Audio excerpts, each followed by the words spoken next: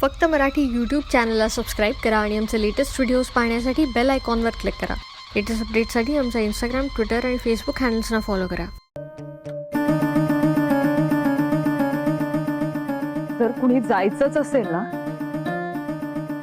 तर मला मार तू, पण रघुला या रोगातून बरं कर। माझा रघु आत्ता कुठे बरा होतो, उगाच तिची दृष्ट लागायला नको त्याला। हिची का दृष्ट लागेल ग त्याला? उगाच मला बोलायला लावू नका।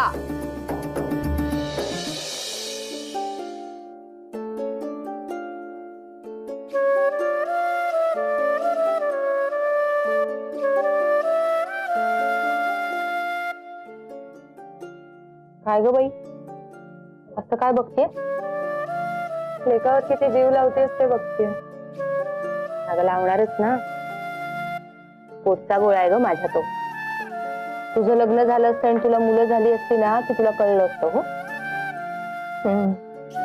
बरोबर आहे तुझं, आपल्या माणसांवर जीव हा लावायलाच हवा ना, पण तू त्यातही डावं उजवं करतेस याचं आश्चर्य वाटतंय मला। बाई बाई, मी काय डावं उजवं केलं ग? आत्ता अण्णाशी आणि माझ्याशी एवढं छान बोलत होतीस तू, पण सरुवहिनी आली तर लगेच त्यावर रागावलीस तू। तिचं मन दुखावलं जाईल असं बोललीस तिच्याशी। काही अगं सरुवहिनीची का दृष्ट लागणार आहे आपल्या रघुला? लागते हो।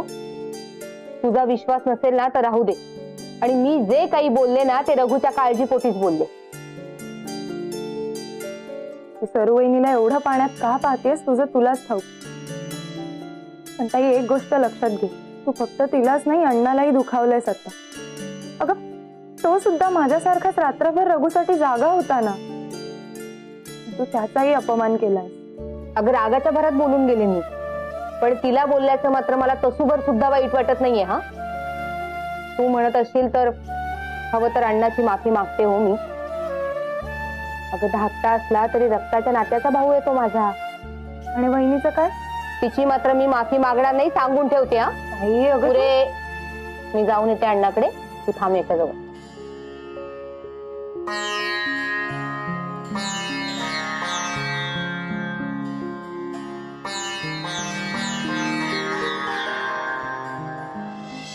दोषासाठी पोषक असलेल्या काळामध्ये जर तिच्या सासरी कुणा एकाचा मृत्यू झाला तर पुढच्या 2 वर्षात आणखीन 3 माणसांचा मृत्यू तिच्या सासरी होईल।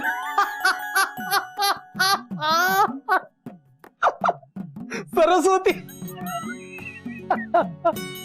3 माणसांचा मृत्यू होईल। आणि हे कोणी लिहिलंय तर त्या मूर्खानी, लेलेबुवानी। मूर्खपणा आहे का सगळा, मूर्खपणा आहे। अहो तुम्ही हे सगळं हसण्यावरी कसं काय घेऊ शकता? अगं हसण्यासारखीच गोष्ट आहे ही सरस्वती।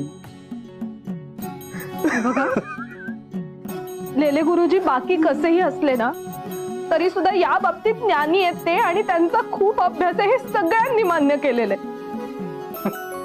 हो का? बर, मग त्या सगळ्यांमध्ये मी येत नाही।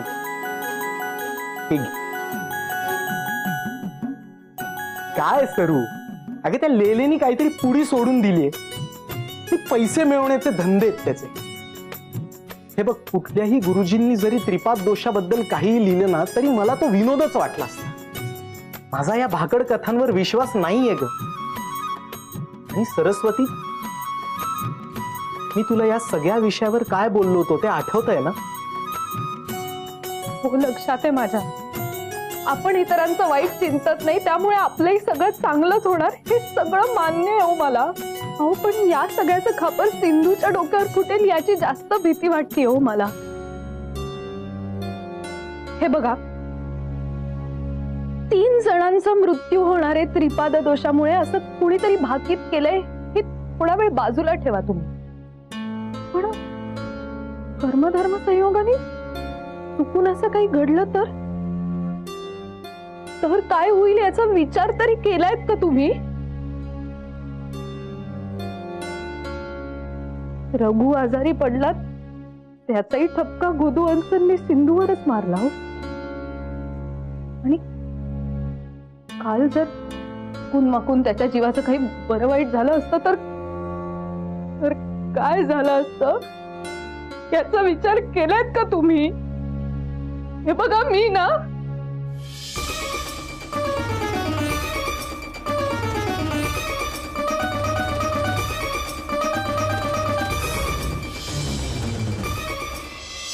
आप्पा अहो तुम्हाला सांगतो त्या फौजदाराकडे जायचं नाव काढतात माझगावकर अगदी गर्भगळीत झाले हो.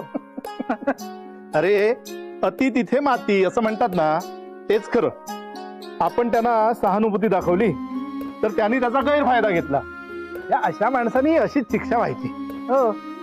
काल अगदी डरकाळ्या फोडणाऱ्या त्या वाघाची अगदी शेळी होताना पाहिली हो आप्पा. आणि तुम्हाला सांगतो त्या माझगावकरांच्या पाठीशी जी लोक उभी होती ती सुद्धा फौजदार त्यांना शिक्षा करतील अशा भीतीने मागच्या मागे पसार झाली. अरे आपला अण्णा म्हणतो ना, तेच खरं. म्हणजे कसं आहे, नुसत्या बेटकुळ्या फुगवून दाखवायच्या हेच यांचं शौर्य. प्रत्यक्ष लढायची वेळ येते ना तेव्हा सगळे पसार. चला बरं झाला हा प्रश्न सुटला. आता काय रघुलाही बरं वाटतंय, म्हणजे तीही चिंता नाहीये. म्हणजे आपल्या नरसबाईंच्या हाताला चांगला गुण आहे म्हणायचा. थोडक्यात काय, सगळी संकट टळली. कसली संकट टळली? गुरुजी खोट्या संकटात दुसऱ्याला फसवून स्वतःची संकट कमी होत नसतात. अशानं उलट आपली संकट वाढतात. माझा उपमर्द केल्याच्या गुन्ह्याबद्दल मी तुम्हाला जास्तीत जास्त कठोर शिक्षा द्यायला आलोय मी.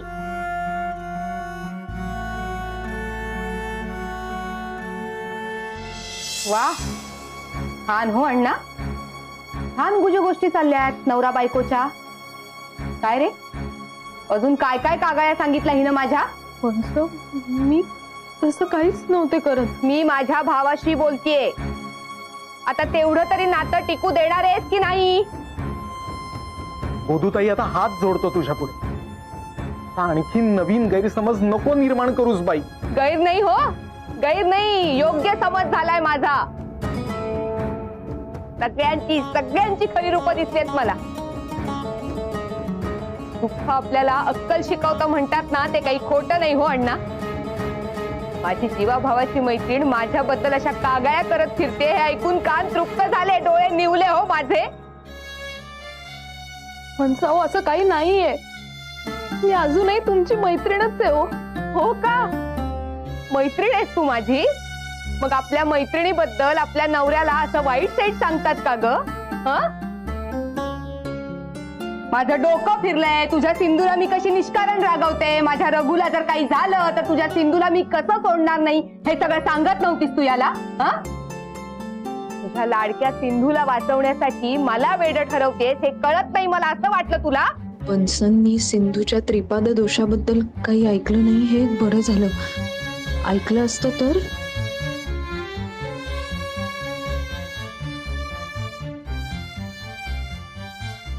या झाली रडारडीची नाटकं सुरू झाली. सरस्वती शांत हो.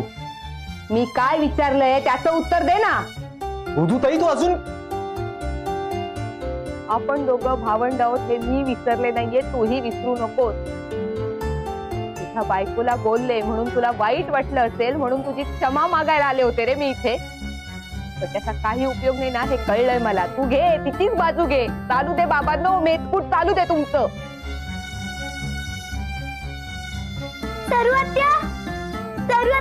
अगं देवाव्रत.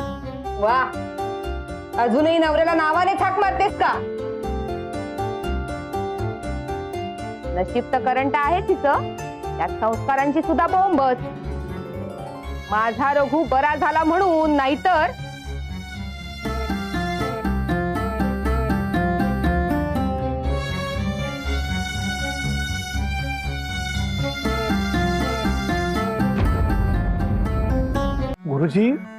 गुरुजी काय झालंय? कुणी उपमर्द केला तुमचा? मार्तंडराव, मी तुमचा आदर करतो. खर तर आदर करत होतो असं म्हणायला हवं. तुम्ही नेहमी सत्याची कास धरता असं वाटलं होतं मला. पण आता वेड पांघरून पेड गावला निघालात तुम्ही. गुरुजी अहो आरोप करताय तुम्ही. हो करतोय, कारण काहीच माहित नसल्यासारखं वागताय तुम्ही.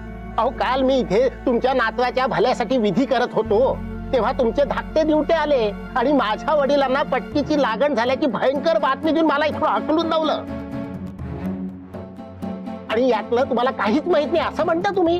गुरुजी मला खरंच काही कल्पना नाहीये. नक्की काय घडलंय? आणि बरं, तुमचे वडील कसे आहेत आता? धडधाकड आहेत. माझ्या वडिलांना काही झालेलं नाही. खोटं बोलला तुमचा मुलगा माझ्याशी. अहो गुरुजी, असं कसं सांगेल अण्णा? अण्णानंच सांगितलंय हे. गोदू, माझ्या समोरच घडलं ते. पण काय हो गुरुजी, अण्णा एवढं धादांत खोटं बोलला? हो, एक अक्षरे खरं नाही त्यातून.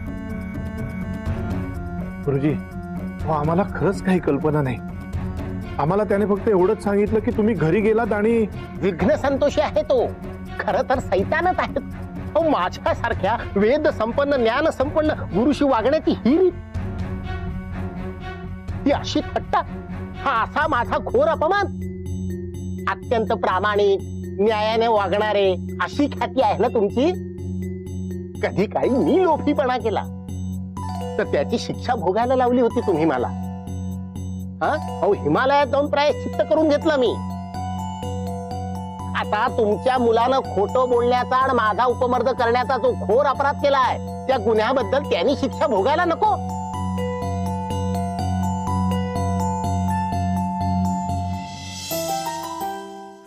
यामध्ये लिहिलेल्या नोंदींनाच घाबरतीयस ना तू? आणि म्हणूनच तिचे बिनबुडाचे आरोप ऐकून घेतलेस, मलाही काही बोलू दिलं नाही. अहो जाऊ दे ना आता तो विषय. मला घरात आणखी वाद नकोयत. अगं वाद नकोयत म्हणून गप्प किती बसायचं आणि का ऐकून घ्यायचं? तिला तरी सांगायचं ना की सिंधूच्या अहो पुरे करा हा विषय म्हटलं ना. तू करा.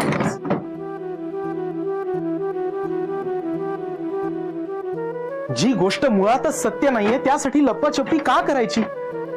मला तर वाटतं सरस्वती, सगळ्यांसमोर ही गोष्ट बोलली गेली पाहिजे, म्हणजे सगळ्यांचे गैरसमज दूर होतील आणि त्या लेल्याचं पितळही उघडं पडेल.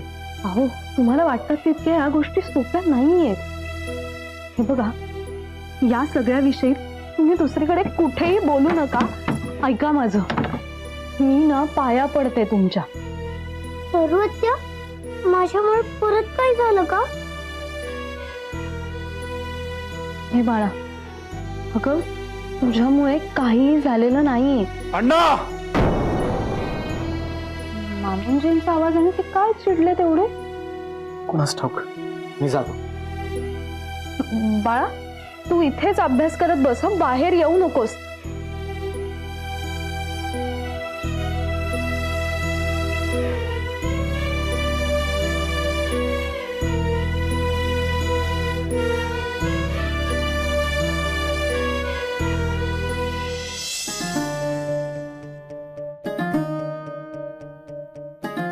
अहो काय झालं? आलो ना. अण्णा, तू काल रात्री ह्यांना यांचे वडील आजारी असल्याचं सांगून आपल्या घरातून पाठवून दिलं. नाही, हाकलूनच दिलं. मी कबूल करतो. अहो तुम्ही बघितला त्याचा कोडगेपणा.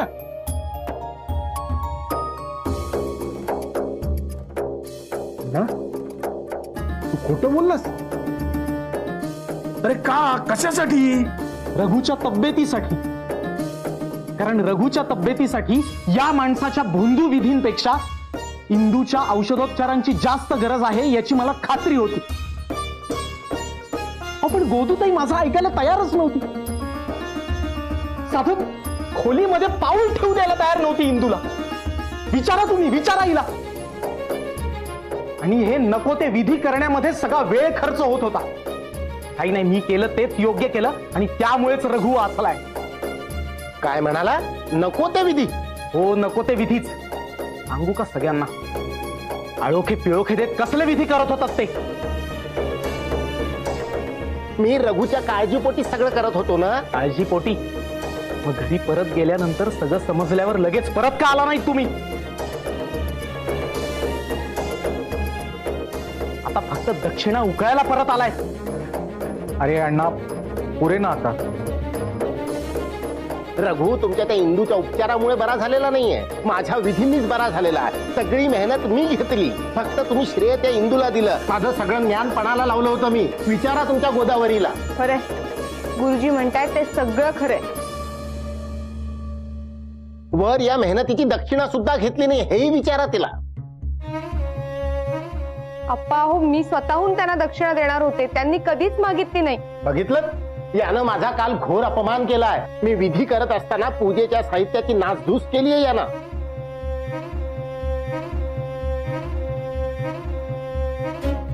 तुम्हालाच घराच्या बाहेर फेकून दिलं नाही यात नशीब समजा. अण्णा, बघा बघा मार्तंडराव, तुमच्या घरात सहन करावं लागतंय मला हे सगळं, आणि तुम्ही काहीच बोलत नाहीये. तुमची संमतीच दिसते त्याला, पण मी काही धमक्या देणार नाही. ते तुमच्या विश्वंभर पंतांना शोभतं.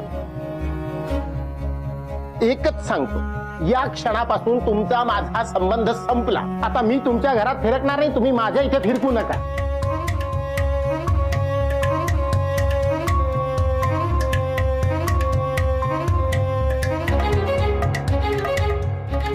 येऊ का? या. मार्तंडराव येतोच. गुरुजी, गुरुजी,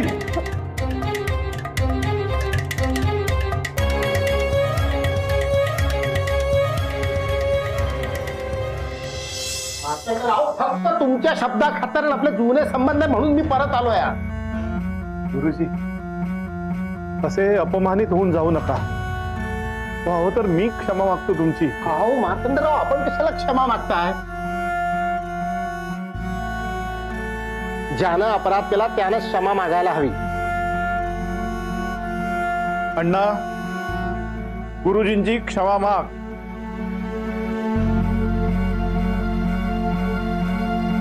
क्षमा आणि या माणसाची शक्य नाही. रघु बरा व्हावा यासाठी त्यावेळेला जे करणं योग्य वाटलं ते केलं मी,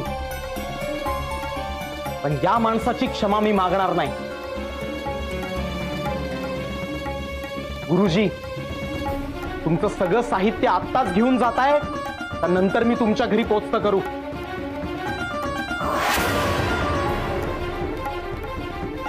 मार्तंडराव, तुमच्या घरचा पाहुणचार आवडला मला. आता आपले संबंध कायमचे संबंध. मी आजच्या नंतर इथे पाऊल ठेवणार नाही. गोदावरी, काळजी घे स्वतःची. इंदुमतीने उपचार केल्यावर आता रघुला बरं वाटत असत, पण देव न करो आजार पुन्हा उलटला तर. असो, माझे आशीर्वाद आहेच तुमच्या पाठीशी. येतो. नाही गुरुजी, थांबा. अण्णा, अरे का असं हट्ट करतोयस, का वागतोयस तू असं? अरे गुरुजींनी कधीच दक्षिणा मागितली नाही रे, मी स्वतःहून देणार होते. हे बघ गुरुजी, इथून नाराज होऊन गेले ना तर देवाचा कोप होईल आपल्यावर.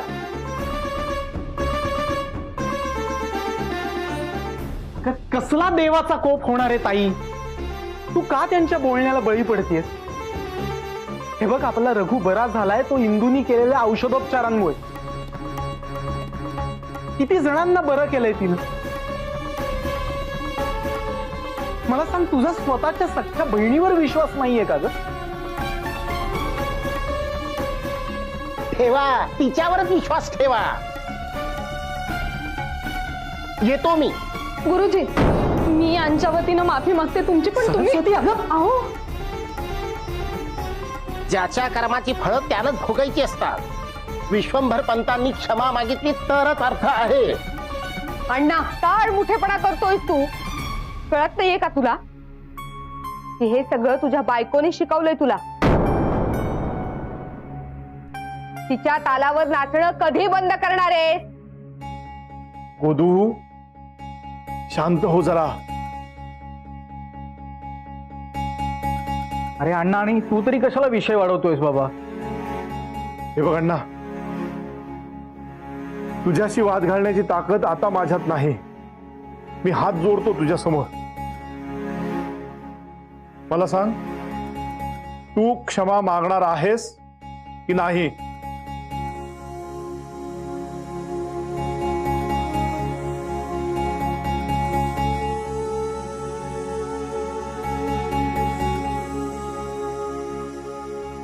ठीक आहे, माफ करा मला.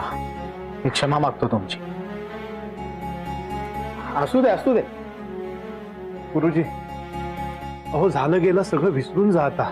हो हो अहो काळजीच करू नका, विसरलो तो मी, सगळं विसरलो. अप्पा, आपण आता गुरुजींना काहीतरी दक्षिणा दिली पाहिजे,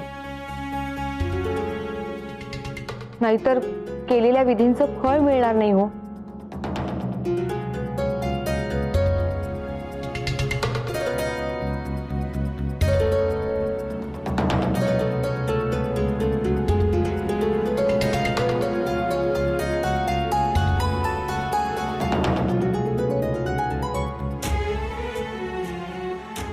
गुरुजी ठीक आहे. अहो मार्तंडराव याची काहीच गरज नाहीये. गुरुजी आम्ही मनापासून देतोय, घ्या. बघा विश्वंभर पंत, मी मागितली नव्हती, स्वतःहून दिली. येतो, काळजी असू द्या, येतो मी. गुरुजी, तुम्ही म्हणाला होतात की इंदूने केलेले उपचार उलटायला नकोत म्हणून अजून काही विधी करावे लागतील. अर्थात, म्हणजे तुझ्या शांतीसाठी आणि रघुच्या उज्ज्वल भविष्यासाठी काही विधी करावेच लागतील. आपण उद्याच करू ते विधी, आणि तुला त्याच्यासाठी वेगळी दक्षिणा द्यायची गरज नाहीये. या दक्षिणेतच मी ते विधी करतो. हा, म्हणजे सगळं चांगलं होईल. येतो, या.